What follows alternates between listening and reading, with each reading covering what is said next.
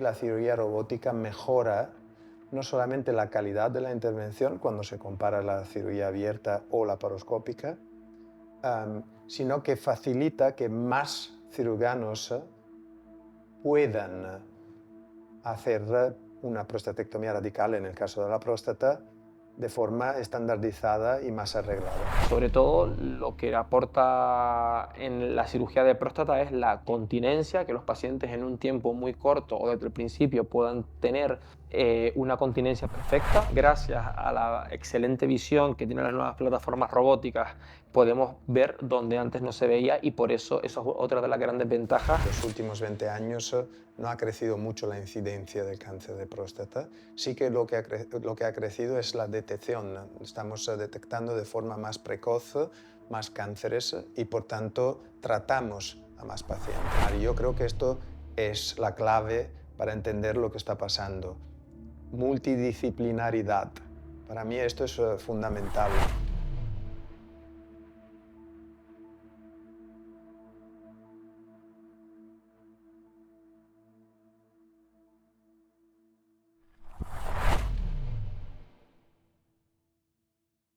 Soy el doctor Alberto Breda, urólogo de la Fundación Puigvert, dirijo la unidad de urología oncológica y de trasplante renal de la Fundación Puigvert en Barcelona y también desde hace 3 años y medio dirijo la sección de robótica de la Sociedad Europea de Urología, el ERUS.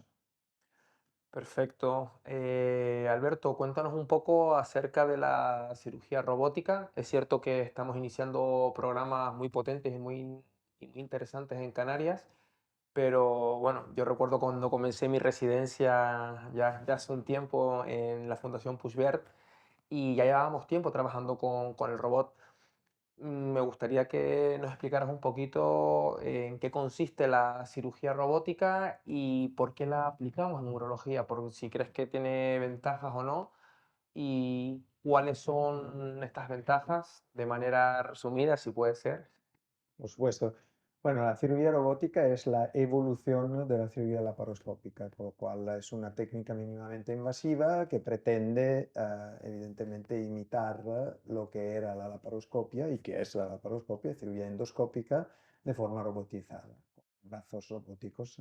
Hoy en día hemos estado acostumbrados a hablar siempre de cirugía robótica eh, refiriéndonos a un robot en particular que es el Intuitive el Da Vinci, que lo conoce medio mundo, urólogos y no urólogos.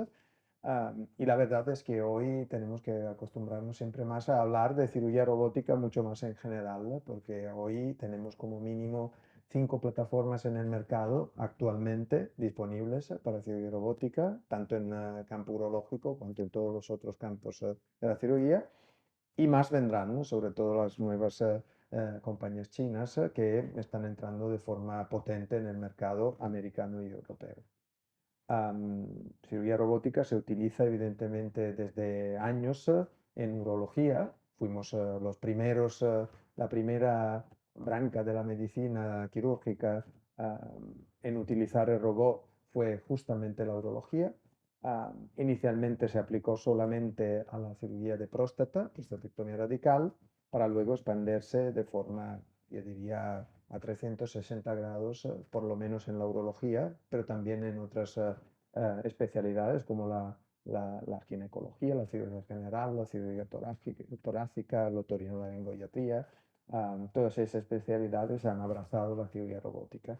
Nosotros en urología, siendo los pioneros, bueno, tenemos un poco más avanzado el tema de cirugía robótica y por tanto hemos sido capaces de aplicarlo no solo a la próstata, sino también al riñón, a la vejiga y últimamente también al trasplante renal, ¿no? Aparte a toda la parte benigna y reconstructiva de la urología, como pueden ser las piloplásticas o las cirugías ureterales.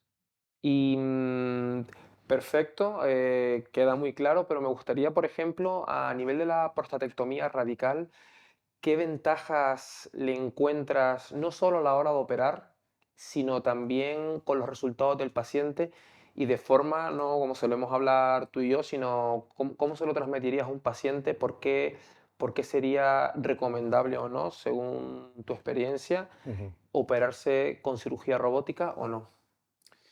Bueno, esa es una pregunta que evidentemente es difícil contestar, dado que para contestarte a esto necesitamos estudios prospectivos randomizados bien hechos y no hay muchos en la literatura. Pero sí que es cierto que la mayoría de nosotros hoy en día coincide en el hecho que la cirugía robótica mejora no solamente la calidad de la intervención cuando se compara la cirugía abierta o laparoscópica, sino que facilita que más cirujanos puedan hacer una prostatectomía radical en el caso de la próstata de forma estandarizada y más arreglada. Esto para mí es uno de, de las grandes ventajas de la cirugía robótica. Sabes, cuando era residente, y tú probablemente lo has vivido también parte de esta formación en la Fundación Puigvert, cuando se hacía ya cirugía robótica, pero quizás menos de lo que hacemos ahora. Am, Cuando yo era residente se hacían prostatectomías abiertas. No existía la prostatectomía, o mejor, existía, pero era en su inicio, la prostatectomía laparoscópica. Y claro, para poder aprender a operar una próstata abierta era dificilísimo, porque no te dejaban ver o porque no podías ver y porque evidentemente no había material didáctico para aprender, solo algún vídeo en los casos más afortunados. Hoy la prostatectomía robótica es absolutamente estandarizada. Hay unos steps de la cirugía que son estandarizados para todos, que tú puedes ver. Puedes tener una doble consola donde te sientas con tu proctor y aprender de las manos de tu proctor, con lo cual hace que si hoy es como una cata de vinos, ¿no? Si hoy yo te pusiera un vendaje en los ojos, o mejor, si te pusiera un vendaje en los nombres de los cirujanos que están operando en 3 pantallas, y pusiera 3 mediamente buenos cirujanos, probablemente no podrías distinguir quién es quién. Y eso es porque el robot estandardiza la técnica y los defectos manuales de cada uno de nosotros están más lineares.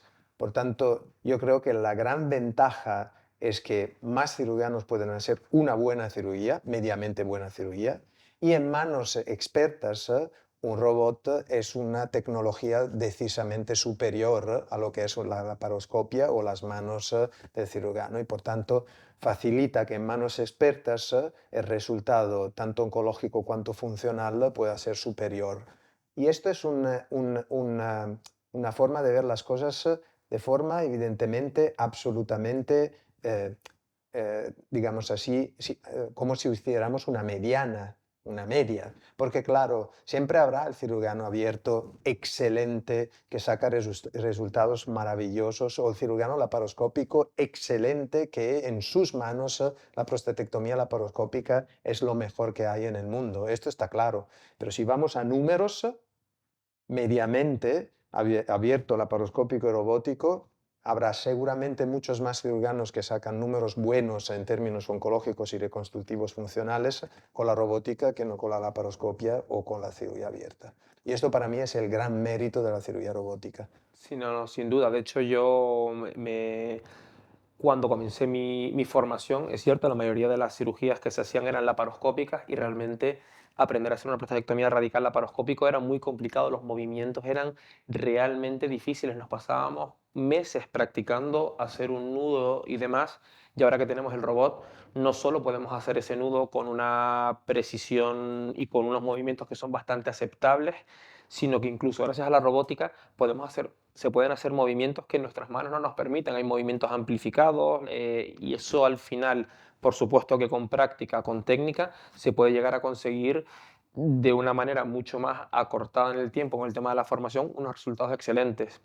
Y cuando hablas de la mediana, es cierto que de alguna manera se puede democratizar esta cirugía y que muchos cirujanos puedan hacer una técnica adecuada, pero sí es cierto que yo creo que, y es importante mencionarlo, que también existe esa cirugía, digamos que no, a veces cuesta más estandarizar a todo el mundo porque tiene una serie de detalles o una serie de pasos quirúrgicos que son más difíciles para todo el mundo, pero sí en manos expertas o a lo mejor con un aprendizaje exhaustivo, intentar con mejores programas de educación, con mejores robots, con mejores versiones de estos robots, conseguir hacerlo, conseguir resultados funcionales que antes eran impensables. Cuando nosotros hablamos de resultados funcionales, siempre hablamos de varias cosas, la recuperación, pero sobre todo lo que aporta en la cirugía de próstata es la continencia, que los pacientes en un tiempo muy corto o desde el principio puedan tener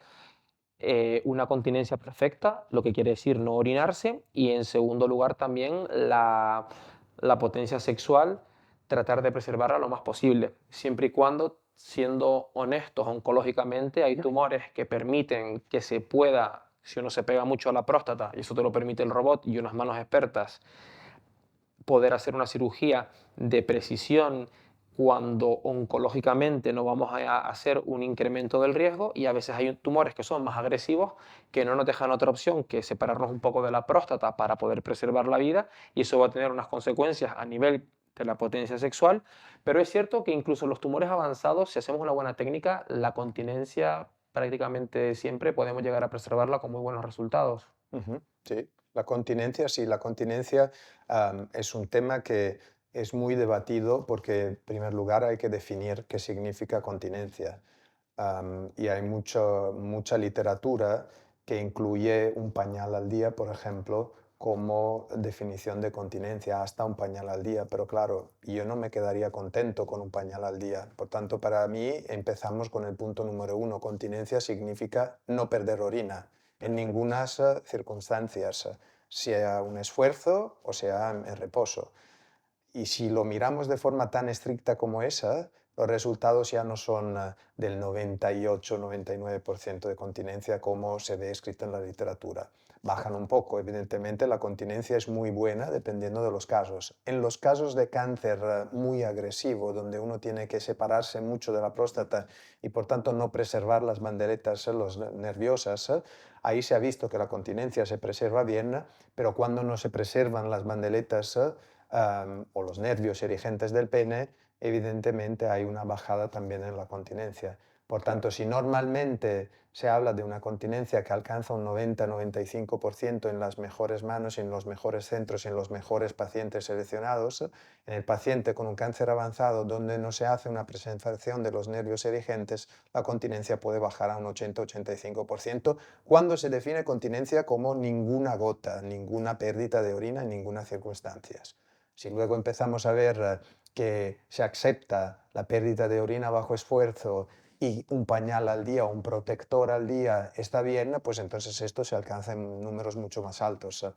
Pero repito, para mí la definición de continencia es muy estricta y es cero pañales o cero protectores. No, no, de hecho, a veces se juega con esos datos, con esos números. Está claro que al final, cuando nosotros hablamos con nuestros pacientes, y también hay que hablar conceptos de continencia precoz o no continencia. Al final, y para hacerlo simple, se puede decir que a pesar de que hayan casos complicados, se suele entender que los pacientes después de 3, 4 meses, la gran mayoría pueden tener una continencia bastante aceptable como para tener un estilo de vida normal, que pierda alguna gotita o no, pero que puedan seguir desarrollando sus vidas normales. Esto para que No, no, absolutamente. No, no, no, no. Al contrario, yo creo que la prostatectomía radical hoy, gracias también a la cirugía robótica, hemos mejorado muchísimo en conocer la anatomía. De hecho, muchas cosas que se leen hoy de anatomía de próstata se han aprendido gracias a la cirugía robótica y gracias a la magnificación que te da el robot, que antes nunca se había pensado de ver la técnica intrafascial o interfacial para preservar los nervios. Hoy en día lo podemos hacer. Por tanto, en 3, 4 meses o 6 o al año, después de una prostatectomía radical, la mayoría de los pacientes son continentes. bien, Eso bien, está bien. clarísimo. Lo que pasa es que cuando hablamos hoy, como hoy, de continencia precoz, tenemos que tener en cuenta que significa la continencia precoz es la continencia a la remoción de la sonda vesical. Claro, Totalmente. esto es algo que se habla mucho y ahí hay muchísimas técnicas que habrás leído tranquilamente, seguramente en la literatura, del punto de Rocco si facilita o no facilita, el veil de Aphrodite, y la técnica de Gastón lateral, la técnica de Todo. Tewari. Hay muchas técnicas que esto sirven, se han desarrollado para ganar continencia de forma precoz. Porque claro, un paciente que viene y que se opera contigo, conmigo, quiere retirar la sonda vesical y ser continente. Es lógico, yo si me operara, esto es lo que me gustaría. Y si ya me dijeran, oye, sí, serás continente, pero a lo mejor tienes que esperarte 3-6 meses y vivir durante 3-6 meses con 1, 2 o 3 pañales, pues ya me molestaría. Por tanto, cuando hablamos de continencia hay que distinguir, 1, definición de continencia, 2, continencia precoz, que para mí es muy importante. Totalmente, totalmente. De hecho, hemos hablado de muchas cosas. Hablaba del tema de la anatomía. Gracias al robot también podemos ver lo que no veíamos. Antes operábamos abríamos el abdomen de un paciente y el espacio donde se trabajaba era muy limitado, ¿no? Y muchas veces teníamos que adivinar qué es lo que había.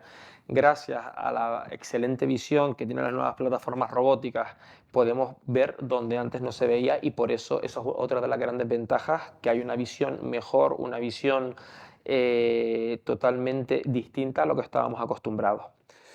Doctor Breda, el cáncer de próstata realmente estamos preocupados, vemos que es una patología que está aumentando cada vez más, ¿no? Se sabe que es una patología que aumenta con la edad, que la gente cada vez es más añosa, entonces, ¿cómo ves este tema? ¿Para ti es crees que lo estamos afrontando bien, que vamos a estar preparados los servicios y los urólogos como jefe de sección de la parte de oncología de la Fundación Pushver, estamos pensando en este tipo? ¿Nos puedes explicar un poco hacia dónde crees que va, digamos, este Ujú. tipo de patología y si estamos tomando las medidas necesarias para afrontar esta cantidad de pacientes? Bueno, sí, yo creo que sí, que la estamos tomando. Ahora hay que pensar también que siempre más hablamos de medicina personalizada y entonces siempre hay que pensar que es verdad que estamos detectando más cáncer.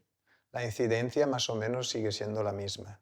En los últimos 20 años no ha crecido mucho la incidencia del cáncer de próstata. Sí que lo que ha crecido es la detección. Estamos detectando de forma más precoz más cánceres y por tanto tratamos a más pacientes.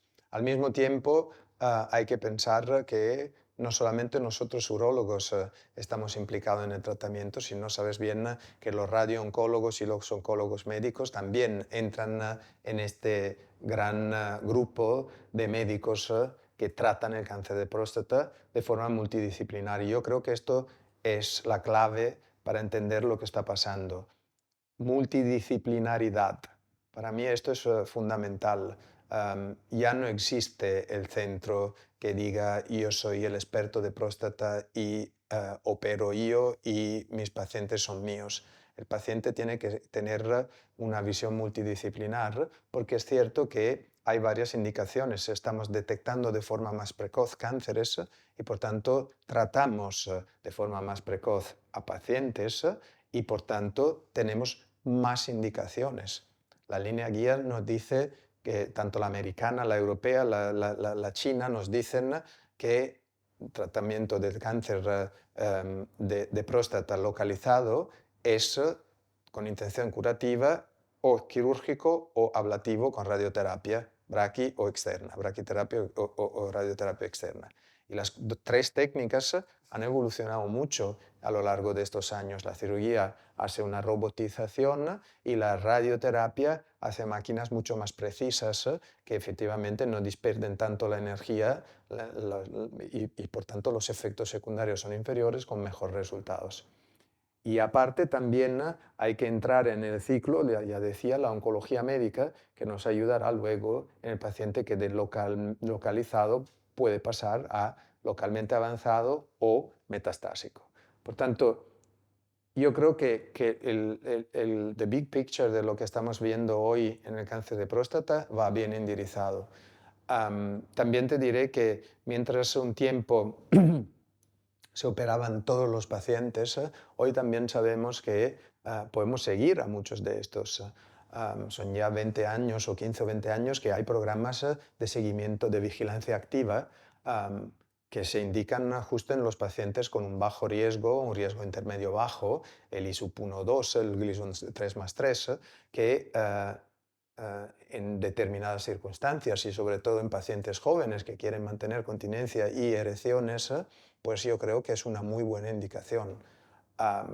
Por tanto, hoy como hoy hay, repito, muchas opciones y por tanto estamos muy preparados y siempre más vendrán, dado que la incidencia desafortunadamente es tan alta, también hay mucho interés por parte de las compañías farmacéuticas, por parte de MedTech, de desarrollar nuevas terapias mínimamente invasivas y sistémicas que puedan, de hecho, beneficiar a muchos más pacientes. Totalmente de acuerdo. Yo veo que cada vez disponemos de mayor cantidad de tratamientos. Esos tratamientos como la vigilancia activa, que básicamente es no tratar, pero te controlaremos porque sabemos que el tumor no va a progresar y en caso de que lo haga, pues ya te ofreceremos esos tratamientos que habíamos hablado, la cirugía o la radioterapia, la braquiterapia o diferentes tratamientos.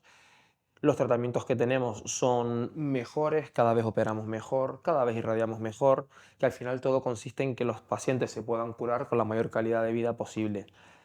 No hemos nombrado y creo que estuvimos, bueno, creo no sé que hemos estado trabajando juntos sobre esto, sobre el tema de las terapias focales. Ujú. Em, de hecho, fuiste tú el que me animaste a que fuera con Mark Emberton a Londres a llevar este tipo de tratamientos, lo cual son tratamientos, en mi opinión, que funcionan, son tratamientos que también tienen su papel dentro de este abanico de tratamientos que hemos estado hablando.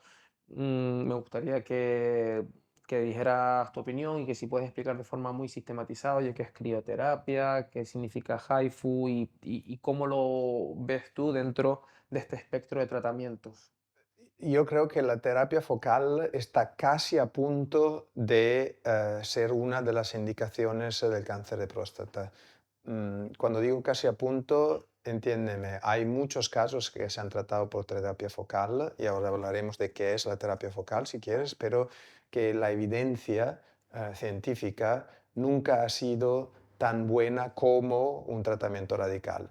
Ah, Porque hace poco, sabes bien que el cáncer de próstata muchas veces es multifocal, más del 80% de los casos, y por tanto, hace poco, y cuando hablo de poco, hace 5 o 10 años, cuando aún no había la resonancia magnética o PET-PSMA, pues poco se sabía sobre la multifocalidad del cáncer y por tanto, solamente por biopsia, saber que hay una lesión unilateral del lóbulo derecho, me invento, y tratar solo el lóbulo derecho, sabías ya que en un 80% de los casos ibas a fracasar porque en 80% de los casos eran multifocales. Luego empezó el tema de la lesión index y todo lo que sabemos ya. Pero el tratamiento focal pretende tratar de forma focal el cáncer de próstata. Y hoy como hoy, sabiendo que con una buena resonancia magnética y siempre más datos se están llegando en la literatura de PET-PSMA, si somos capaces de bien definir e identificar la lesión en la próstata, la biopsiamos por fusión y somos capaces de decir que el resto de la próstata es negativa por imagen y por biopsia y que solo el nodulito efectivamente es la lesión, pues en este contexto tiene mucho sentido ir a pinchar este nodulito con una aguja de crioterapia o con una HIFU, que significa High Intensity Focus Ultrasound, que es de hecho una de las alternativas de tratamiento de ablación, y congelar o,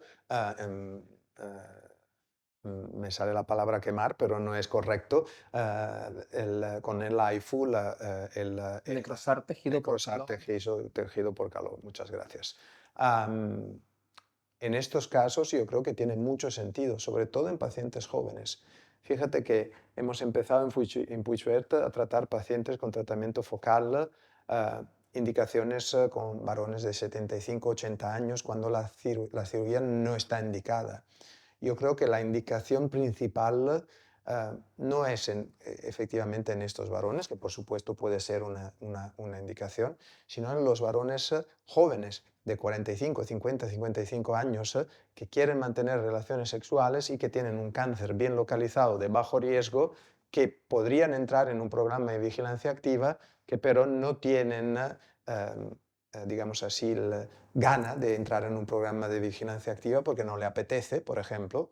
A mí si me dijeran, tienes un cáncer de próstata, bueno, le tendría respeto. Evidentemente, soy urólogo, sé que un cáncer de próstata Gleason 6 un bajo riesgo tiene poco riesgo de afectar a mi vida, pero probablemente un tratamiento focal, si me garantizan que mantengo potencia y continencia y que voy a tratar el cáncer, aunque me digan que no es el tratamiento en elección radical como la prostatectomía y los resultados no son comparables, pero si me dicen que funciona bien, puede ser que sea una buena opción. Con todo esto puede ser, puede ser, puede ser, no hemos llegado nunca a tener evidencia en la literatura, evidencia de estudios prospectivos randomizados bien hechos, porque no lo tenemos. Y por tanto, es muy complicado hoy como hoy comparar un tratamiento focal que pretende tratar de forma focal una lesión de próstata a un tratamiento radical que, por supuesto, eh, es más eficaz en términos oncológicos. Pero los datos van por ahí. Muy bien. Y no hay dudas que los datos yo creo que son totalmente en favor de un tratamiento focal en casos seleccionados. Doctor Breda, para la gente no es un cáncer muy conocido, ¿no? El del tumor de riñón no tiene mucha... Todo el mundo habla del cáncer de próstata, el cáncer de mama en las mujeres, pero no sé si es que yo tengo esa sensación como urólogo, pero es un cáncer bastante frecuente. ¿Nos podrías explicar un poco si es un tumor o no que es frecuente, qué significa, cómo podemos tratarlo? Ujú. Am, sí, podemos tratarlo evidentemente y no es un cáncer muy frecuente, aunque la incidencia en este caso sí que está aumentando, sobre todo en la población joven, pero no es un caso muy frecuente. Todo así se diagnostican más o menos 800.000 cánceres renales por año, con lo cual estamos hablando de un cáncer que, bueno, no es tampoco raro, ¿vale? Am, este tipo de cáncer suele ser un cáncer a células claras en más del 90% de los casos y siempre más hablamos de incidentalomas, que son tumores que se diagnostican por casualidad. El paciente va al médico a hacerse una ecografía por un dolor abdominal y el dolor abdominal no tiene nada que ver con lo que encuentran en el riñón, que es una bolita de 3 centímetros. Este es el típico incidentaloma. El problema es qué hacer en estos casos. La mayoría de nosotros coincide que, y en línea guía también, que tumores que son inferiores a 7 centímetros siempre se tendrían que tratar de forma conservadora, que quiere decir una nefrectomía parcial, quitar solo el tumor y no quitar todo el riñón. Estos son datos que son relativamente recientes. Cuando hablo de relativamente recientes me refiero a los últimos 10 años. Ha salido mucha literatura sobre la preservación, la nephron sparing surgery, que permite repito, enuclear el tumor preservando el parénquima renal. Los datos iniciales eran con cirugía abierta, luego cirugía laparoscópica y como siempre pasa en los últimos años, de cirugía laparoscópica casi todos nosotros pasamos a cirugía robótica, los que tienen el robot evidentemente. Sobre todo en cirugía renal el robot es muy útil porque se ha clarísimamente demostrado que el tiempo de isquemia caliente disminuye. Me explico mejor, cuando se enuclea un tumor hay que clampar la arteria renal. No siempre, pero en muchos casos se pretende clampar la arteria renal para evitar evidentemente un sangrado activo durante la parte de la enucleación. Y normalmente la literatura nos dice que tendríamos que estar por debajo de los 25-30 minutos, en algunos casos 20 minutos. Yo siempre he sido muy crítico con estos tiempos, pero sí que es cierto que en pacientes monorrenos, cuando se superan los 20-25 minutos de isquemia caliente, se ve una caída del filtrado glomerular, que luego se recupera con los días y los meses, pero sí que se ve. Por tanto, la isquemia caliente influye por lo menos en la recuperación inicial del filtrado. Y cuando se clampa, evidentemente se tiene que nuclear el tumor y luego reconstruir la parte de riñón que se ha, digamos así, afectado por el tumor. Esto se ha demostrado que es mucho más rápido con el robot. Tanto se consigue estar por debajo de los 20 minutos de isquemia caliente casi siempre con el robot y no es tan así por la cirugía robótica, perdón, laparoscópica o abierta. Claro, o sea, lo que estamos dando a entender es que gracias a la robótica podemos acceder a tumores de diferentes características para poder sacar solamente el tumor y preservar el riñón, Correcto, sea monorreno o tenga dos riñones, porque uno nunca sabe lo que puede pasar en el futuro. correcto. Lo puede necesitar el riñón, puede aparecer un tumor en el otro riñón, porque la gente que ha tenido un tumor es más frecuente que lo pueda tener en el otro y por eso hacemos seguimiento. Correcto. Em, No solamente se ha demostrado clarísimamente que la nefrectomía radical en caso de cáncer a lo largo, o sea, quedarse monorreno para haber sacado un riñón, cuando se compara con nefrectomía parcial, tenemos los mismos resultados oncológicos en términos de sobrevivencia libre de enfermedad y de recidiva, con una mejoría de la funcionalidad renal en favor de la nefrectomía parcial. Y sabemos que una insuficiencia renal, bueno, puede afectar a la calidad de un paciente hasta llegarlo a diálisis. Y por tanto, se ha visto clarísimamente que preservar nefronas, preservar riñones, es lo que uno tiene que hacer. ¿Y cuáles serían, de manera así concisa, las principales ventajas que aporta la cirugía robótica, o sea, la robótica a la cirugía del riñón para poder preservar los riñones y no tener que hacer la nefrectomía total, sino hacer una nefrectomía parcial? ¿Cuáles son las ventajas que dirías así, para que la Ujú. entienda un paciente? Pues mire, todo lo que rende la cirugía más fácil hace que se pueda hacer mejor Ajá. la cirugía. La robótica rende la cirugía más fácil, por tanto nos permite ser mejores y em, hacer también casos más complejos que hace un tiempo se hubieran destinados a nefrectomía radical, los que se decían endofíticos, un tumor que está totalmente dentro del riñón, que no se ve, no es un tumor exofítico, una vez se decía nefrectomía radical, aunque fuera de 2 centímetros. Hoy en día, con toda la tecnología que se ha desarrollado gracias a la cirugía robótica, incluso las ondas ecográficas intraoperatorias, la superimposición de imágenes, la realidad aumentada, nos permiten de hacer cirugías muy complejas preservando riñones. Por tanto, para mí es una respuesta muy fácil. La cirugía robótica facilita la cirugía, sobre todo en el riñón y también en próstata y en vejiga.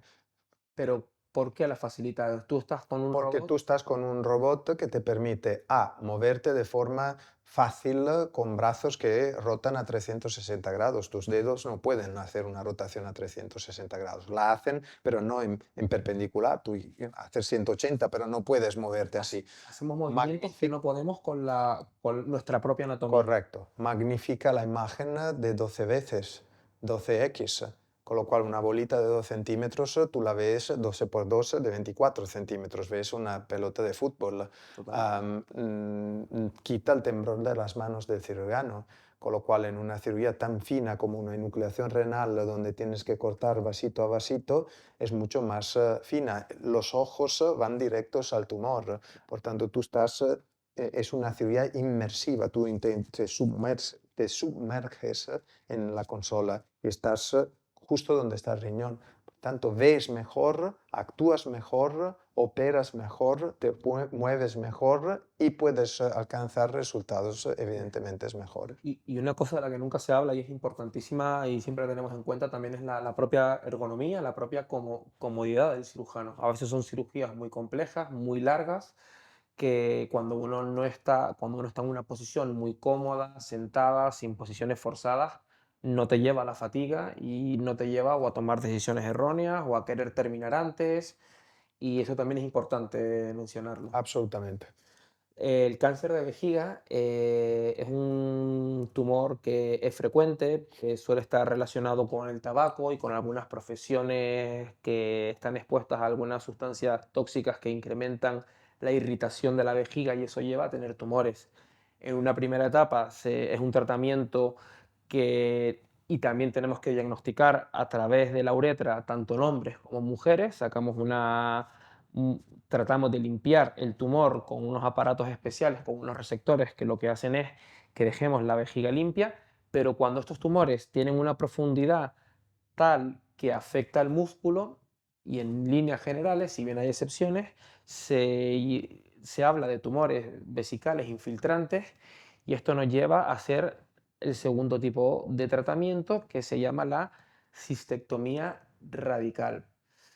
La cistectomía radical es quitar la vejiga y crear dos tipos de derivaciones urinarias, ya sea a través de un conducto ileal, que es la bolsita que lo que hace es que la orina va afuera, o crear neovejigas. ¿Este tipo de tratamiento lo podemos hacer en hombres y en mujeres? ¿O por qué a veces hacemos la bolsa? ¿Por qué a veces hacemos neovejigas? Em, ¿qué- ¿Cómo ayudarías a los pacientes para orientarles, para guiar? ¿Cuál es la mejor técnica para cada uno de ellos? Ujú. Depende mucho de paciente a paciente, pero en línea general, los pacientes, varones o mujeres, por debajo de los 75 años, son casi siempre buenos candidatos a una neovejiga, que quiere decir a reconstruir una vejiga con intestino delgado sin dejar ninguna bolsa. Paciente, varón o mujer, podrá seguir orinando por su vía natural. Esto es algo que siempre hemos estado empujando desde Fundación Puigvert y que yo lo creo mucho, lo estamos haciendo mucho y creo que son datos ciertos. Ahora bien, el paciente tiene que saber que reconstruir una neovejiga significa tener que volver a aprender a orinar. ¿Por qué? Porque la vejiga tiene su inervación, cuando se distiende da el estímulo al cerebro, el cerebro dice vamos al baño a orinar porque tenemos el estímulo. El intestino no tiene este tipo de inervación, ¿no? Y además lo desconectamos de su sitio para ponerlo abajo en la pelvis. Y por tanto, cuando se distiende no da señal de distensión. Entonces el paciente, repito, varón o mujer, tendrán que volver a aprender a escuchar a su cuerpo y saber cuándo hay esta distensión. En principio, orinando sentados y apretando en la barriga, después apretando como si fuera a ir a defecar y finalmente orinando de pie o sentados en el caso de una mujer, pero normalmente de forma espontánea. Esto es algo que aconsejamos en varones o mujeres por debajo de 75, 70, 75 años por una sencilla razón, que cuando los seres humanos nos hacemos mayores, pues es difícil que volvamos a entender el mecanismo y que tengamos el tiempo de dedicar durante un día a escucharnos y a aprender nuevamente a orinar. Y con lo cual, si de un lado es un beneficio orinar por abajo, si luego uno no consigue aprender nuevamente a orinar, su destino es ir con sonda o en cateterismos intermitentes y por tanto no sería lo suyo. ¿Vale? Además, a ver, ya pacientes de 75 años, el tema estético, que es una de las grandes ventajas de no llevar una bolsa y llevar una neovejiga, porque al final Ujú. esa es la gran pregunta. A mí me viene, yo también soy un fiel defensor de hacer neovejigas cuando se pueda. Hay una serie de excepciones que no la vamos a comentar aquí porque es muy técnico, pero hay algunos tumores que por la característica que tienen no se pueden hacer neovejigas, pero la gran mayoría sí, y siempre los pacientes deberían consultarnos.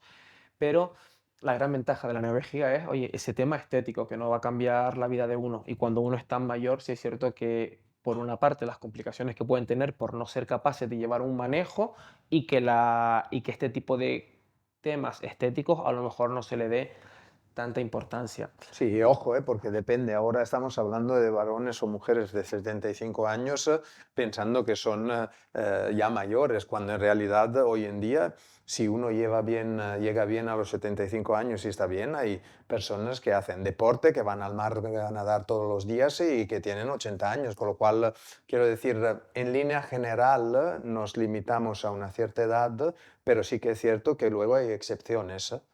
Totalmente. Una cosa que es muy importante en las mujeres, siempre hay esta convención que el urólogo es para los hombres y el ginecólogo para las mujeres, ¿no? Una cosa muy importante es que el urólogo es el médico cirujano que se ocupa de las enfermedades del aparato urinario, tanto en hombres cuanto en mujeres.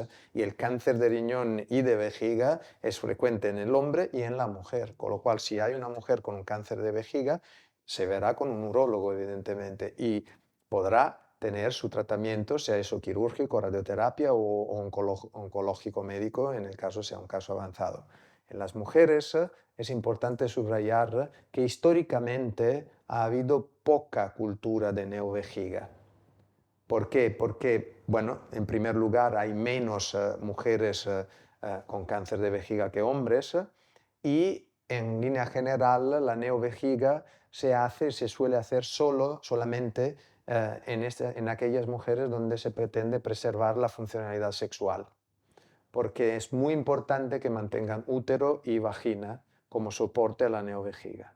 Esto es un detalle técnico que sé que no es el caso de discutir hoy, pero sí que es cierto que es muy importante subrayar que si bien es cierto que se puede hacer una neovejiga en mujeres, en las mujeres es aún más seleccionado el tipo de cirugía que hacemos, dependiendo, te repito, de estos casos. Y aquí la cirugía robótica yo creo que entra en su gran magnitud y magnificencia, porque de verdad es donde nos ayuda de forma increíble a la hora de hacer una neovejiga intracorpórea. Y hemos demostrado clarísimamente, fíjate, en una mujer podemos hoy en día hacer una cistectomía, linfadenectomía y reconstrucción de una neovejiga sin hacer ningún corte, porque sacamos toda la pieza por vagina, cerramos la vagina y toda la neovejiga la hacemos a través de 3 puertos y un puerto de un ayudante.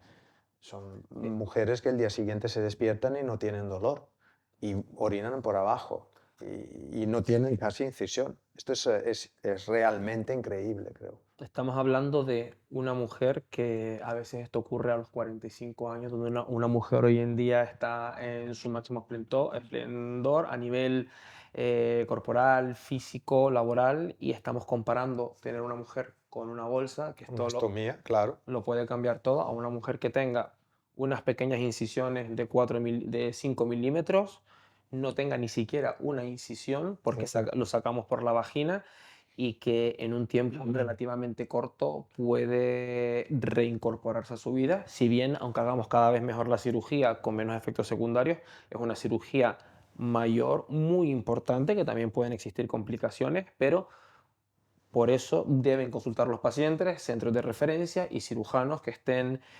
relacionados con este tipo de patología. Al final el mensaje que queremos decir es: siempre deben consultar los pacientes a urólogos que estén acostumbrados a realizar este tipo de cirugía para valorar si se les puede ofrecer la alternativa, que no lo considero una alternativa, sino, como bien dice, yo lo consideraría el gold standard, siempre y cuando el paciente esté dispuesto a colaborar, porque una neovejiga requiere mayor colaboración por parte del supuesto. paciente. Pero sin duda los pacientes deben también tener esta opción en su cabeza, y si quieren acceder a ella, podrían. Una neovejiga, cuando operamos un cáncer de vejiga, tenemos que quitar la vejiga y los riñones son los que crean la orina. A través de los uréteres la conducen hacia un reservorio, hacia un almacén para después orinarla. Una neovejiga es una nueva vejiga, la cual hoy en día solo se puede fabricar con un trozo de intestino. Cortamos un trocito de intestino, volvemos a unir el intestino normal para que siga llevando el tránsito intestinal, y ese trocito de intestino que hemos separado lo transformamos en una especie de esfera para unir ahí los uréteres y que el paciente pueda contener la orina y no tenga necesidad de llevar una bolsa. Es cierto que una neovejiga requiere colaboración del paciente, tiene que en ocasiones al principio sondarse, al principio puede perder orina, y también requiere de centros especializados que estén acostumbrados a manejar neovejigas, porque si una neovejiga no se cuida, puede tener consecuencias y puede ser complicado. Entonces requiere un compromiso no solo en el quirófano, sino en el tratamiento postoperatorio, y mucha colaboración por parte del paciente. Gracias a la cirugía robótica, hoy en día hemos mejorado muchísimo el tratamiento de la cistectomía radical, que es la cirugía por la cual extirpamos la vejiga.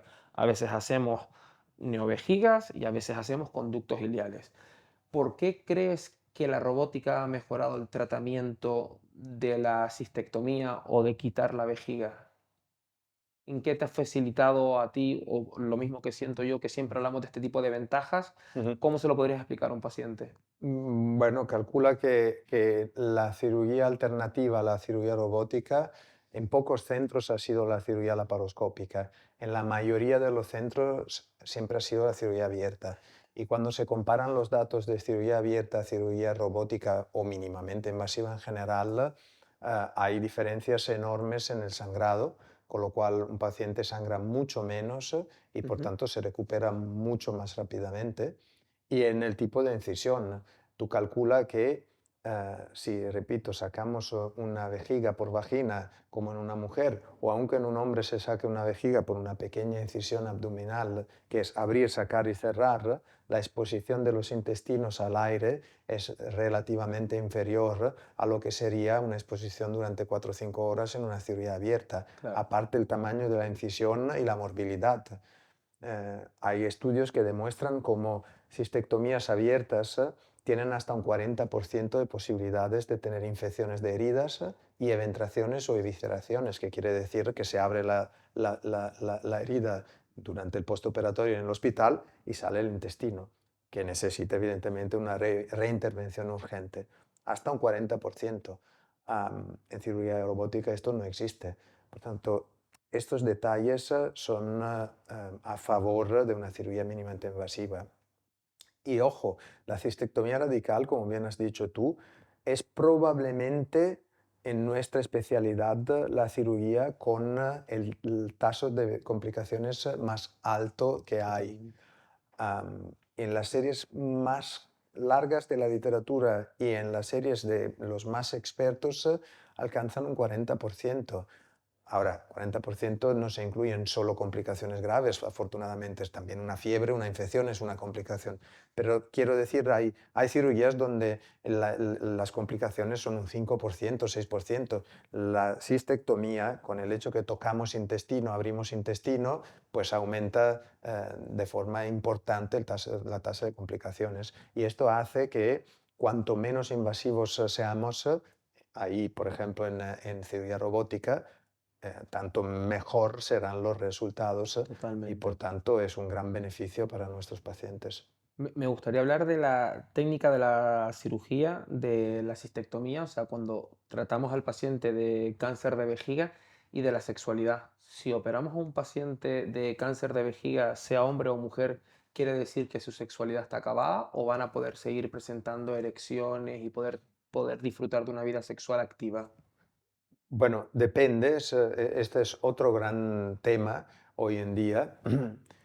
Depende de, uno, la edad del paciente, dos, el tipo de cáncer que tiene. Es evidente que un paciente joven que tiene erecciones o una mujer que tiene una buena actividad sexual joven beneficiará al máximo de una técnica sexual sparing. Pero no siempre se pueden preservar erecciones o actividad sexual en una mujer. ¿Por qué? Ah, Porque depende del grado del cáncer y del tipo de tumor al cual nos enfrentamos. Hay tumores que son localmente avanzados, que ya por TAC se ve que han puesto raíces fuera de la vejiga y por tanto que son muy agresivos y que muy probablemente irán a un tratamiento neoadyuvante o adyuvante con quimioterapia y quizás con una radioterapia postoperatoria. Estos casos no son para preservar funcionalidad sexual. Pero sí que es cierto que el clásico varón o mujer de 50, 55 años que tiene una vida normal, una vida sexual activa, pues nosotros somos muy partidarios de preservar bandeletas nerviosas de los Claro. nervios erigentes del pene en el hombre y todas las estructuras sexuales en las mujeres, incluyendo los nervios. Poco se sabe en las mujeres y se ha estudiado muy poco la sexualidad como objetivo final después de una intervención quirúrgica con cistectomía radical en una mujer. Los estudios que hay, incluyendo estudios que hemos hecho nosotros en la Fundación Puigvert, van a favor de preservar vagina, de preservar útero y preservar nervios. En aquellas mujeres, repito, jóvenes y con cánceres que no son localmente Que avanzados. lo permitan, exacto. Muy bien. Doctor Breda es el presidente del ERUS, de la Asociación Europea de Urología.